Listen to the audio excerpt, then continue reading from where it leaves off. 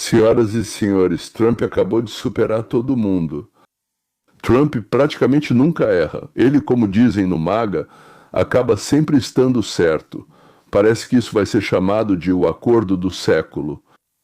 Mas isso não é sobre o Irã, não é sobre a Ucrânia, nem mesmo sobre as relações comerciais com a China, e sim sobre algo muito mais importante. Mas por algum motivo isso não é muito contado para vocês. O acordo do século é a aprovação da lei. A votação nos Estados Unidos já foi retirada do quórum 2 vezes no Senado. Bem, pode ser que agora, por causa de algo que Trump fez, os republicanos cancelem a obstrução para essa votação? Você vai descobrir o que está em jogo e quais são as chances desse colapso do Partido Democrata, caso isso aconteça. E então, junto com eles e com os republicanos que se juntaram a eles várias vezes. No Irã também, claro, é interessante. Acontecimentos interessantes. O Irã informou que suspenderam a eleição de um novo líder supremo. Em russo, isso provavelmente soa como o supremo governante. Mas tenham um pouco de paciência, eu vou contar tudo para vocês. Isso é muito engraçado. Vocês mesmos já perceberam de quem ou do que eles têm medo.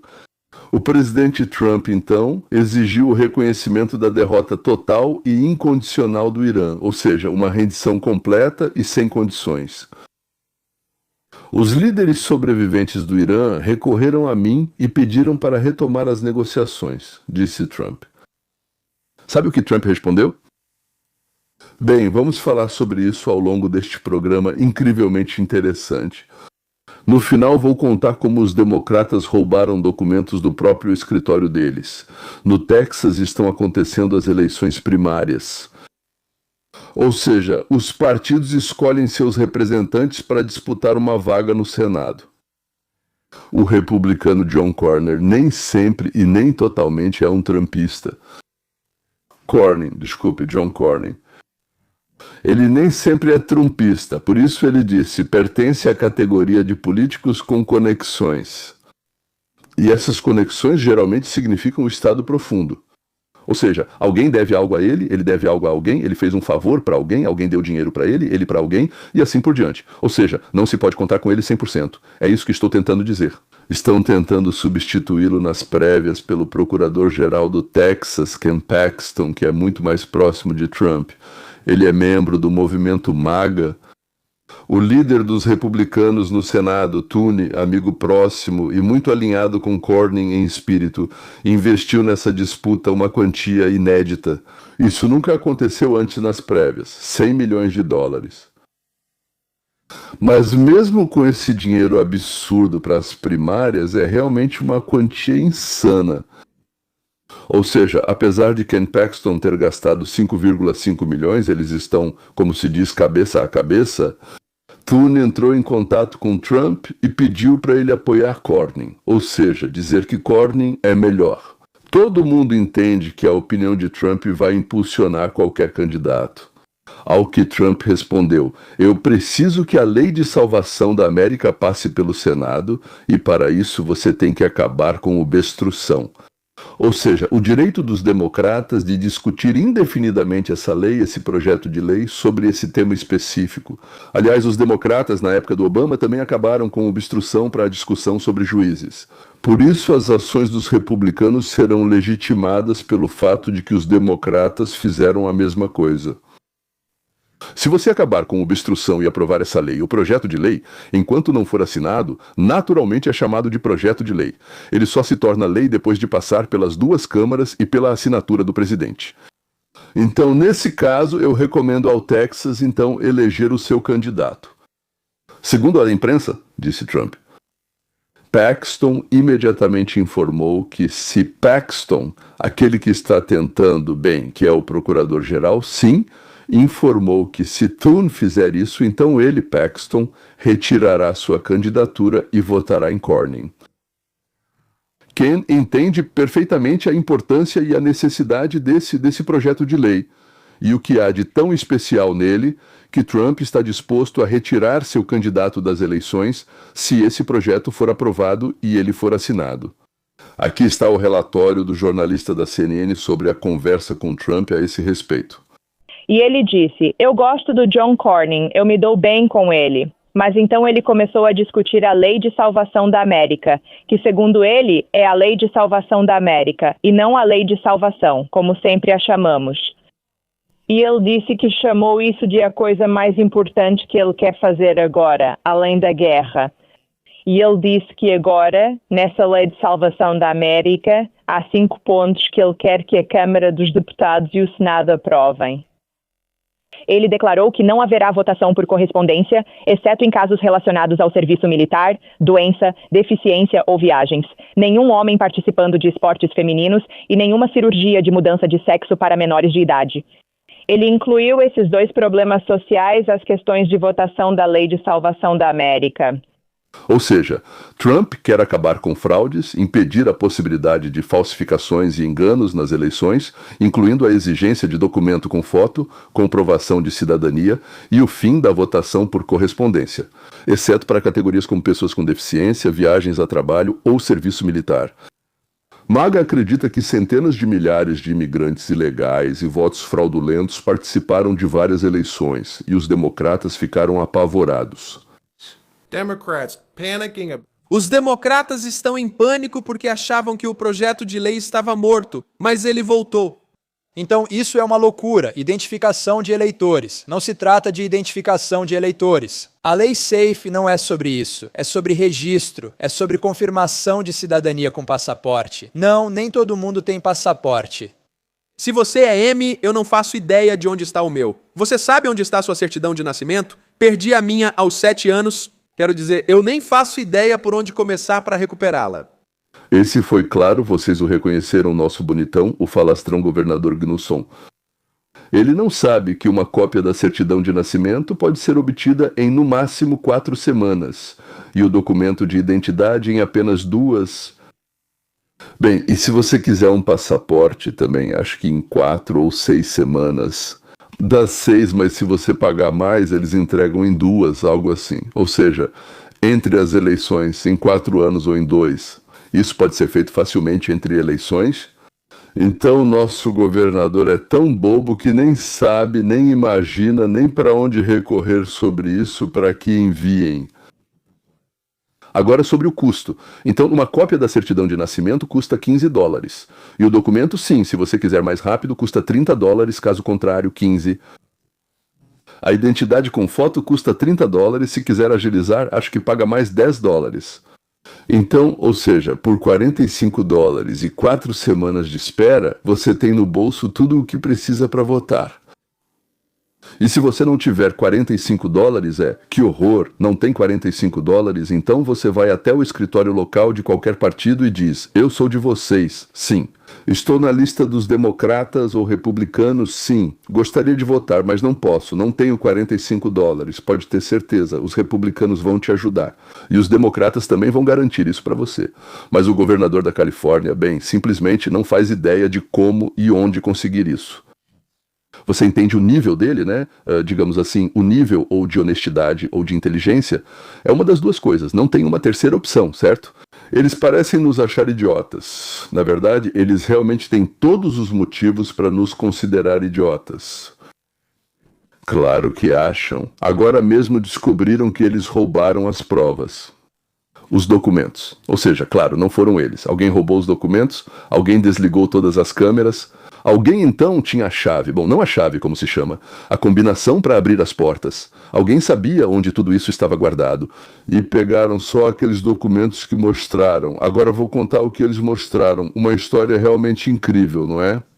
Lembra um pouco o suicídio de Epstein. Só um pouco, só um pouco. As câmeras também não funcionavam. Então agora vamos passar para a destruição do Irã. O que Trump respondeu à proposta de voltar à mesa de negociações. Mas antes disso, quero lembrar mais uma vez para vocês que o algoritmo. Hoje em dia, antes tínhamos vários príncipes, monarcas, agora é o algoritmo.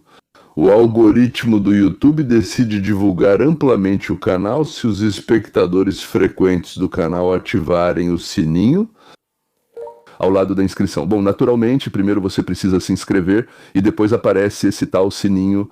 Se a porcentagem daqueles que querem ver, o vídeo começa a ganhar, como dizem, impulso. Então ele realmente ganha impulso quando mais de 20% dos inscritos clicaram no sininho. Então o algoritmo decide que o canal oferece conteúdo interessante e começa a distribuir o vídeo para espectadores que potencialmente se interessam pelo tema. Ou seja, não só dentro do nosso canal. Ele mostra isso, bem, como se você estivesse pagando por publicidade, mais ou menos a mesma coisa, para algumas pessoas novas.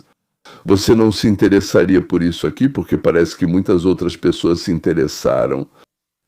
Se a porcentagem for menor que 10, estamos apenas girando em torno de nós mesmos. Porque a divulgação acontece exclusivamente entre aqueles que já, digamos, assistem ao canal com frequência.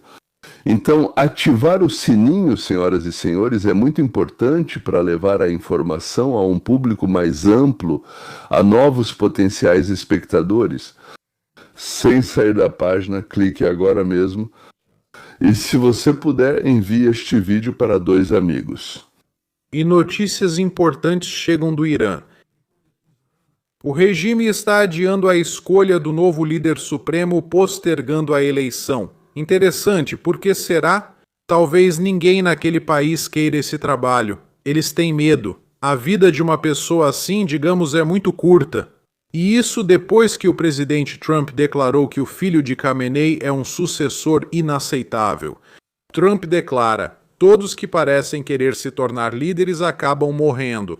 Obviamente, o Irã está preocupado que qualquer pessoa indicada por eles que não atenda aos padrões de Trump se torne um alvo imediato e fácil. A liderança dele simplesmente está desaparecendo rapidamente. Todo aquele que parece querer se tornar líder acaba morrendo. E isso é uma coisa surpreendente e impressionante que está acontecendo bem diante dos seus olhos, porque durante 47 anos fomos constantemente oprimidos e, claro, isso não deveria ter acontecido. Acho que posso dizer, e vocês veem isso tão bem quanto eu, vocês veem o enorme progresso que está sendo alcançado. Os mísseis deles estão sendo rapidamente destruídos, seus lançadores estão sendo destruídos, eles estão atacando. O presidente Trump alertou o Irã esta manhã de que algo sério está por vir. Esse grande evento pode ser inevitável, já que bombardeiros stealth americanos e os B-2 estão envolvidos. A propósito, dizem que durante a Operação Liberdade do Iraque, apenas um B-2 podia voar sobre o Iraque, suprimindo a defesa aérea iraquiana. Esse avião era invisível, continuava invisível, voando para lá e para cá a noite toda, bombardeando a defesa antiaérea iraquiana. Eles não conseguiam vê-lo. Bem, mesmo depois de 20 anos, ele ainda é inevitável. Por isso, é considerado o avião mais caro do mundo e o mais mortal. Esses aviões foram obrigados nos últimos dias a voar longas distâncias. Como a Grã-Bretanha não concordou que pousássemos, nos baseássemos e tudo mais na nossa própria base, mas em território britânico. A ilha chamada Diego Garcia. Os aviões voaram por 36 horas a partir do território dos Estados Unidos para bombardear o Irã. Obrigado à China, a Starmer. Os dias dele na política, por algum motivo, me parecem contados. Mas afinal, quem entende esses ingleses? Eles mataram tantos judeus que escaparam de Hitler em 1945 a 1946. Afundaram navios com pessoas que fugiam dos campos de concentração. Sobreviveram e conseguiram escapar desses campos. Deram um pouco de comida para eles, vestiram, colocaram nos navios para a Palestina, e aí os ingleses os mataram. Pois é, só Deus sabe o que mais eles podem inventar por inveja dos Estados Unidos da América. Diego Garcia é aquela ilha super secreta no Oceano Índico que pertence ao Reino Unido. Aqui, bem na sua frente, estão as Ilhas Chagos. Atualmente pertence ao Reino Unido. E a América, os Estados Unidos da América, com os seus impostos, mantém uma base militar muito importante nas Ilhas Chagos, em uma ilha chamada Diego Garcia.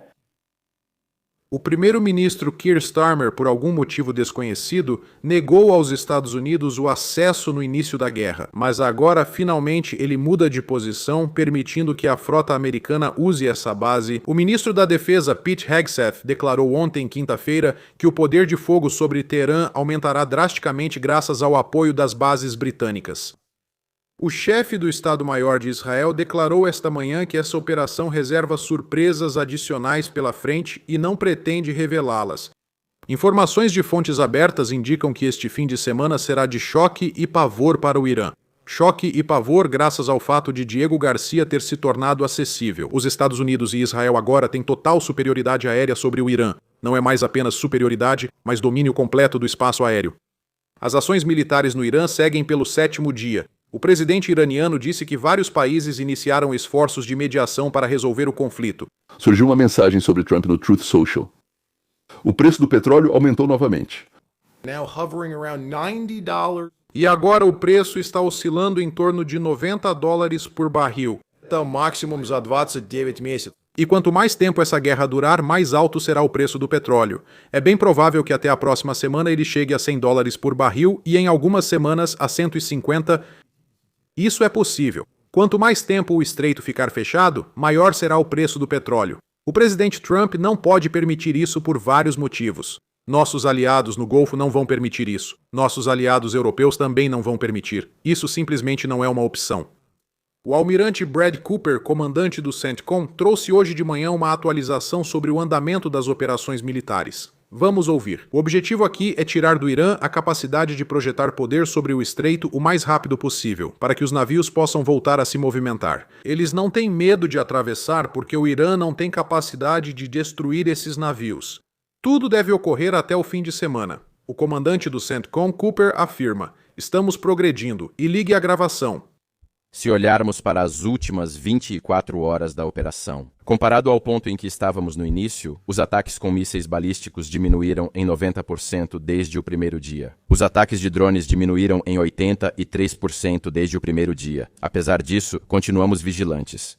Nossos ataques à frota iraniana se intensificaram. Talvez você tenha ouvido o presidente dizer recentemente que afundamos ou destruímos 24 navios naquele momento. Isso era verdade. Agora, já são mais de 30. E literalmente nas últimas horas atingimos ataques de navios iranianos. Um porta-drones do tamanho de um porta-aviões da Segunda Guerra está em chamas neste momento. Vamos torcer para que os militares dos Estados Unidos e de Israel consigam terminar isso rapidamente. A CNN fez uma entrevista com o almirante James Stavridis. Esse é o general que comandou as tropas da OTAN de 2009 a 2013 e ele falou sobre como as ações atuais dos Estados Unidos no Irã afetam as relações internacionais. No que diz respeito à demonstração de força e coisas do tipo, não acho que isso seja motivo para iniciar uma guerra. Mas eu acrescentaria ao argumento que você acabou de apresentar, ou que foi dito pela pessoa com quem você conversou, que ao enfraquecer o Irã, você enfraquece a Rússia, você enfraquece a China. A China vê o Irã como uma enorme oportunidade de investimento. A Rússia vê o Irã como um fornecedor de armas e tecnologias. Muitos dos drones que hoje voam na Ucrânia foram produzidos no Irã. Assim, existe um pragmatismo geopolítico que pode ser aplicado a esses ataques do ponto de vista de enfraquecer tanto a Rússia quanto a China. O ex-vice-diretor do FBI, Dan Bongino, que recentemente deixou o cargo e voltou ao microfone, explica como as ações dos Estados Unidos afetam nossos principais adversários. Peter Schweizer esteve na Fox outro dia e falou exatamente sobre isso. É por isso que a China precisa que isso pare agora. Eles estão perdendo o Irã e o acesso não só à energia venezuelana, que já não existe, e à petroquímica, como também ao petróleo iraniano, o que será um grande golpe duplo para o Partido Comunista Chinês. Dá uma olhada. Donald Trump não só embaralhou o baralho, como distribuiu cartas para todos, deixando a China com uma mão ruim. Pense nisso. A China forneceu ao Irã seus sistemas de defesa aérea mais avançados, que foram completamente destruídos pelos Estados Unidos e pelos israelenses. A China investiu mais de 100 bilhões de dólares no Irã, em projetos industriais, energéticos e assim por diante. A maior parte desses recursos são empréstimos ao governo iraniano. Eles não vão devolver. Com a Venezuela e o Irã, Donald Trump basicamente tirou 20% do fornecimento de petróleo da China e os reorganizou. E é isso que você precisa lembrar. Eles compravam esse petróleo com desconto, porque tanto o Irã quanto a Venezuela estão sob sanções e podiam comprar sem usar dólares americanos. Um dos principais objetivos era se distanciar do dólar americano como moeda mundial. Agora eles vão ter que voltar ao mercado mundial de petróleo e comprar tudo em dólares americanos. Então isso é uma catástrofe para a China em muitos níveis. E Donald Trump praticamente mudou completamente a pauta da discussão que ele terá com o presidente Xi quando eles se encontrarem na China. Isso é extremamente importante. Alguns pontos que decorrem disso ficaram na minha cabeça. Agora, em vez do petróleo barato sancionado, que compravam por um preço baixo pois russos e outros não tinham onde vendê-lo. E a China disse, vocês vão vender pra gente por esse preço ou não vendem nada. Eles mostram o dedo do meio pra eles. Agora, de repente, na Venezuela e no Irã, isso acabou. Vocês ainda têm os russos, e a segunda parte disso também é importante, toda a ideia de criar uma moeda substituta para o dólar americano. O dólar americano é a moeda de reserva mundial. A maioria das grandes transações econômicas globais, de uma forma ou de outra, passa pelo dólar americano. Toda vez que isso acontece, é como um empréstimo gratuito para os Estados Unidos. Você nem imagina o quão ruim tudo vai ficar se isso desabar, e não há risco de colapso em um futuro próximo. Mas se isso realmente acontecesse, as taxas de juros disparariam, e isso forçaria o Partido Comunista da China a lidar conosco. E dará a Donald Trump mais uma carta na manga para negociar quando ele se encontrar com a liderança da China e com Xi. Então, em junho, Trump e Xi vão se encontrar, e lá haverá uma conversa séria sobre reiniciar todo o planeta. E isso será... Sério. De todo o planeta. Uma conversa sobre reinicialização interessante, sobre a reinicialização. E uma conversa séria sobre a reinicialização do planeta. E com JED. Mas isso não apenas fortalece a posição do dólar americano. Será, mas também enfraquece. Deve. O bloco dos BRICS e garante que todos em qualquer lugar do mundo paguem um preço justo pelo petróleo. Caso contrário, nós teremos que pagar muito mais do que deveríamos. Agora, eu apoio Trump e espero sinceramente que isso dure apenas algumas semanas e não muitos anos. Fiquem de olho em mim, pessoal, estou falando a verdade para vocês. Atualmente, 3 dos 4 países do Oriente Médio que prometeram quase 2 trilhões de dólares a Trump como investimentos. Os Estados Unidos agora dizem que estão considerando seriamente a possibilidade de retirar seus fundos. Eles afirmaram que buscavam a paz nessa região, mas agora seus países estão sofrendo ataques massivos de mísseis e drones, o que leva a mortes e destruição. Tenho certeza de que o presidente Trump fará tudo o que for possível para restabelecer essas relações, fazer promessas e seguir em frente. Porque um dos pontos-chave de sua agenda era atrair todos esses trilhões de dólares para que eles viessem para os Estados Unidos. Esse é mais um motivo pelo qual queremos acabar com essa guerra o mais rápido possível. Nós não queremos tensão no Oriente Médio entre os governos e a população dos países árabes. Tensão, quero dizer. Porque a população, bem, meio que diz, pessoal, parece que estamos bombardeando junto com os judeus, bombardeando muçulmanos. Isso não é muito bom.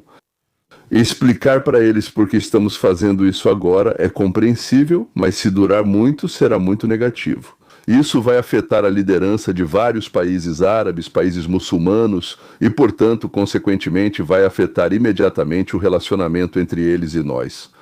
Bem, chegou a hora de contar para vocês uma história incrível sobre os papéis roubados no condado de Fulton, na Geórgia, sobre o roubo dos próprios escritórios do Partido Democrata do Estado. Lembram da Fani Willis que tentou processar o Trump?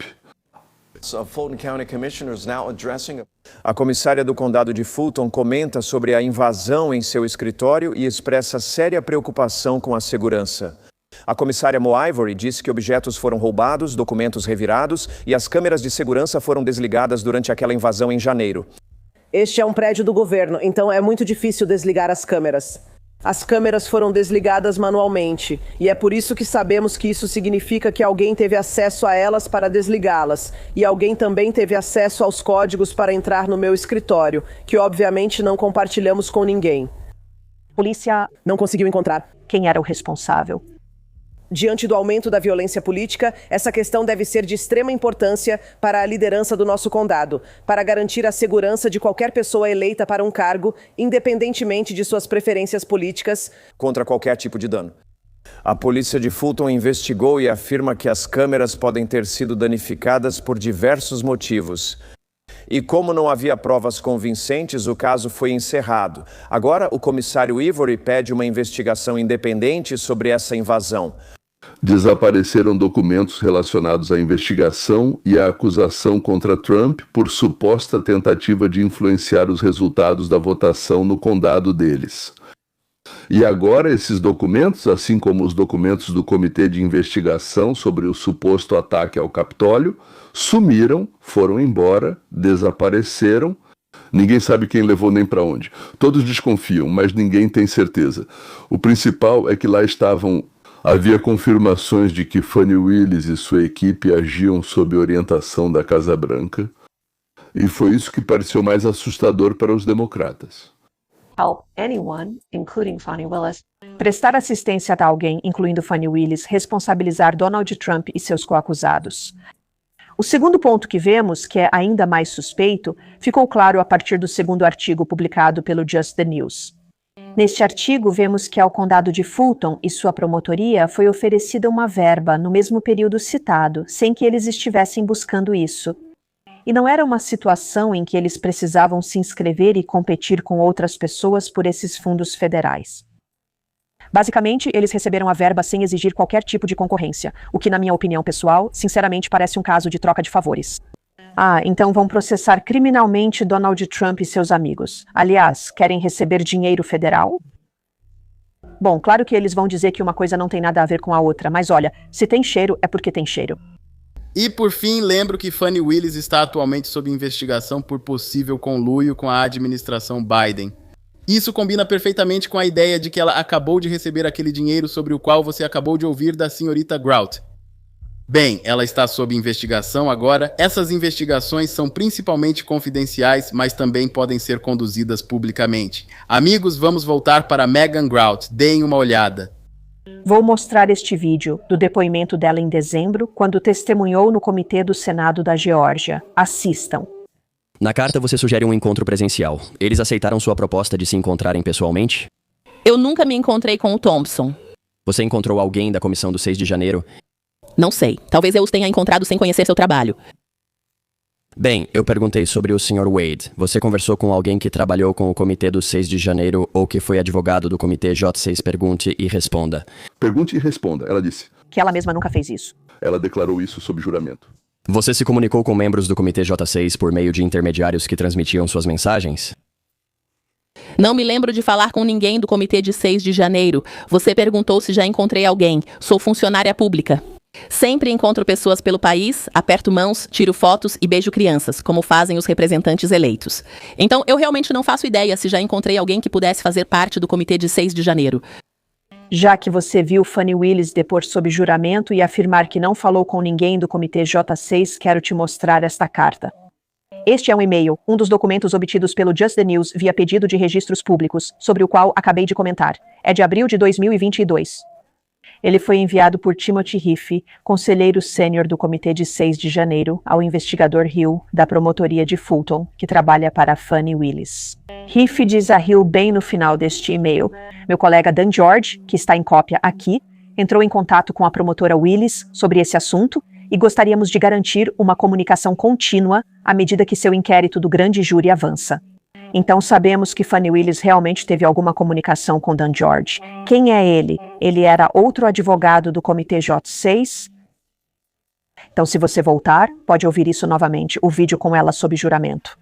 Ela diz que nunca se encontrou com ninguém do Comitê J6 e então Greg Dalazal tenta perguntar de outra forma. Ele diz: você já conversou com alguém? E Roy Barnes, o advogado dela, intervém e diz: ela já disse que não fez isso, mas não foi isso que ela disse. Ela disse que nunca se encontrou com ninguém. Interessante. Que Trump tenta melhorar nossas vidas. Ele está tentando trazer a produção de volta para os Estados Unidos, nos proteger de terroristas, de traficantes de drogas, equilibrar as relações comerciais em todo o mundo. E o Partido Democrata rouba documentos, queima eles, apaga servidores. Bem, você lembra Hillary Clinton, né? E tudo isso para não deixar de jeito nenhum a América viver bem. Por quê? Se a América viver bem com Trump, isso não vai deixar o Partido Democrata voltar ao poder e continuar roubando nosso dinheiro. Porque eles não ligam nem um pouco para a gente. Mas vocês já sabem disso.